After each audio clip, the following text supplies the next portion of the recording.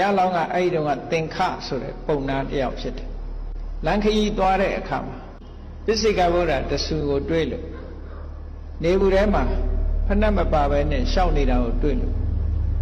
သူစီးလာတဲ့ဖဏတ်ကိုကြာကြာနာနာဆေးကြောအဝတ်တွေပါတွေနဲ့ပုတ်ပြီးတော့တန်တန်ရှင်းရှင်းလုပ်ပြီးတော့ပိစိကဗုဒ္ဓခြေထောက်ကိုဆွတ်ပေးလိုက်တယ်လှူလိုက်တယ်ဒီဖဏတ်ကလေးစီးပြီးတော့သွားပါဗျာအဲ့ဒီဖဏတ်လှူပြီးတော့သင်္ဘောတက်တာသင်္ဘောကကမ်းကခွာ9 ရက်လောက်ကြာတဲ့အခါပင်လယ်ထဲမှာမုန်တိုင်းပြီးတော့သင်္ဘောပြက်တယ်သူ့နောက်ကတပည့်တစ်ယောက်ပါတယ်ဆရာတပည့်2ယောက်သင်္ဘောပေါ်က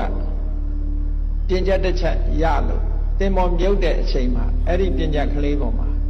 မိတွယ်ပြီးတော့ပြင်ချက်ကလေးကိုမိတွယ်ပြီးတော့ပင်လယ်ထဲမှာလှိုင်းလုံးနေချင်အောင်မျောနေတာအဲ့ဒီဖဏတ်လှူခဲ့တဲ့ကုသိုလ်ကြောင့်မို့လို့မြစ်ဆောင်နဲ့ပင်လယ်ဆောင်နတ်သမီးကလာခဲ့တယ်ကဲတဲ့အခါမှာသင်္ခပုံနာကိုသာကဲတယ်ကုသိုလ်ကြောင့်ကဲတာအဲ့ဒါလို့ကဲတဲ့အခါမှာသူ့နောက်ကနေအတူပါလာတဲ့လူကိုလှဲ့တောင်မကြည့်ဘူးကဲပါလို့ပြောလဲမကဲဘူးနော်မကဲနိုင်ဘူးတဲ့အဲ့တော့ဘုရားလောင်းဆိုတာအသိဉာဏ်ရှိတယ်ဩဒီလိုကဲတယ်ဆိုတာကုသိုလ်ကြောင့်ပဲသူ့နားမှာရှိနေတဲ့သူ့တပည့်ကိုငါတပိ